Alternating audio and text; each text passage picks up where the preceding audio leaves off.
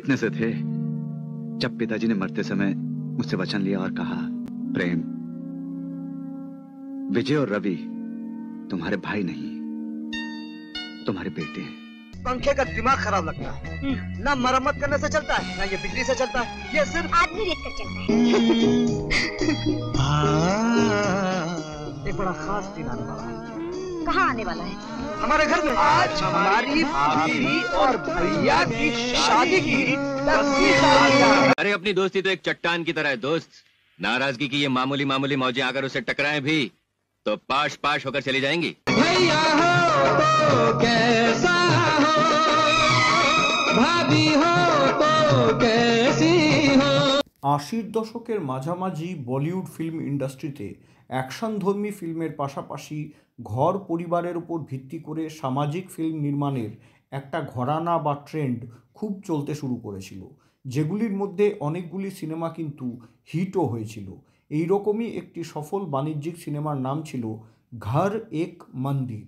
শশী কাপুর, মৌসুমী চ্যাটার্জি, মিঠুন চক্রবর্তী, রঞ্জিতা, রাজ কিরণ, সোমা আনন্দ, সুরেশ ওবেরয়, কাদের খান, প্রেম চোপড়া এবং শক্তি কাপুর অভিনীত ফিল্ম ঘর এক মন্দির মুক্তি পেয়েছিল 1984 সালের 9 মার্চ।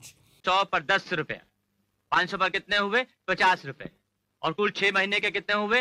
300 रुपए। हम ब्याज पहले ही काट लेते। हम दूसरों का हक छीनकर ऐश करने वालों में से नहीं है सेठ जी। गरीबों के साथ रुखी सुखी बात कर खाना ही हमारा धर्म है और हम ये धर्म नहीं छोड़ सकते। এই সিনেমাটির কাহিনী ছিল যে পেশায় কারখানার শ্রমিক প্রেম তার 2 বৈমাত্রেয় ভাই বিজয় এবং রবিকে সন্তানের মতোই স্নেহ করত এবং খুব কষ্ট করে মানুষ করেছিল। স্ত্রী এবং সন্তানদের নিয়ে রবির যৌথ পরিবারটি একটি সুখী ও সমৃদ্ধ জীবনযাপন করত। এই পরিবারের প্রত্যেক সদস্যই তাদের এই ঘরকে ভালোবাসার মন্দির বলে মনে করত। भाभी का घर इस कैरम बोर्ड की तरह था जिसका सारा परिवार इन गोटियों की तरह सजा हुआ था। तुम सारे परिवार को बिखेर कर चली गई। কিন্তু সেই পরিবারটির উপরে বিপর্যয় নেমে আসে যখন কারখানার মালিক শেঠ ধরমপালের চক্রান্তে প্রেম খুন হয়ে যায়।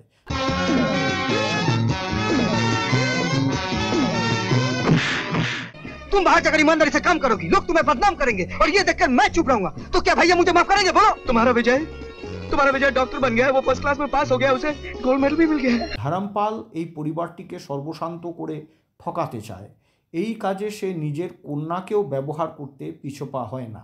বিজয় একটা সময়ে বিপদগামী হয়ে গেলেও রবি তার মাতৃসমান বৌদি এবং অসহায় ভাইপো ও ভাইজির অবলম্বন হয়ে দাঁড়ায়।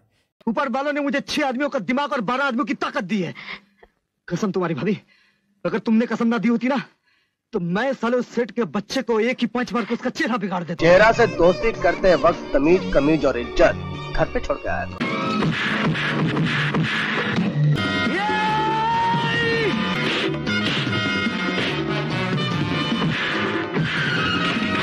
শেঠ ধরমপাল কি তার অসৎ উদ্দেশ্যে সফল হবে? রবি কি তার পথভ্রষ্ট বড় ভাই বিজয়কে পথে ফিরিয়ে আনতে পারবে? রবি কি নিজের মন্দিরের মতন ঘরের মান মর্যাদা ইজ্জত বাঁচাতে পারবে? এইসব জানতে হলে আপনাকে ফিল্ম ঘর এক মন্দির দেখতে হবে। तुम हम सबकी माँ हो, क्या बेटे अपनी माँ को कमा कर नहीं देते? पीछे एक भोला भाला इंसान है, मुझे चाहता है मैं अपने प्यार को हथियार बनाकर उस खानदान के टुकड़े टुकड़े कर डालूं। এই সিনেমার ডায়লগ রাইটার ছিলেন কাদের খান। কাদের খানের সাথে ফিল্ম ঘর এক মন্দিরই ছিল এই ছবির পরিচালক কে বাপ্পাইয়ার প্রথম সিনেমা।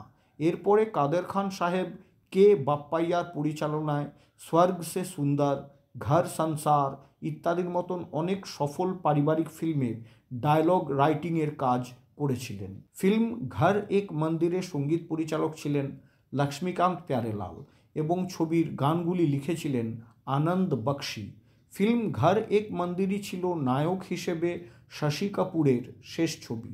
এরপরে শশী কাপুর নিজেকে চরিত্রাভিনয়ের দিকে ক্রমশ সরিয়ে নেন। हिंदुस्तान आजाद हो चुका है और इस आजादी में सिर्फ अमीर ही नहीं, गरीब भी आजाद हो गए।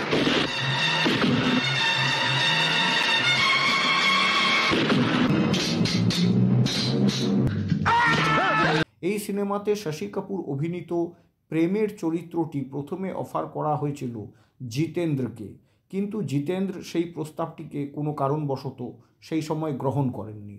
ঠিক তেমনি রাজ কিরণ অভিনীত বিজয়ের চরিত্রটি প্রথমে সুরেশ ওবেরয়কে দেওয়া হলেও সেই চরিত্রটি তেমন শক্তিশালী নয় মনে করে প্রেমের বন্ধু রহিমের চরিত্রটিকেই সুরেশ ওবেরয় বেছে নিয়েছিলেন।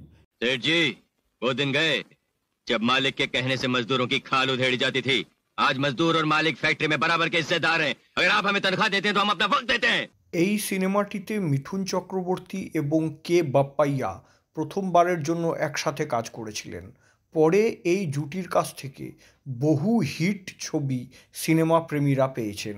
যারা ফ্যামিলি ড্রামা পছন্দ করেন, পারিবারিক ছবি পছন্দ করেন এবং যারা মিঠুন চক্রবর্তীর ফ্যান, তারা অবশ্যই ঘর এক মন্দির সিনেমাটি দেখতে পারেন।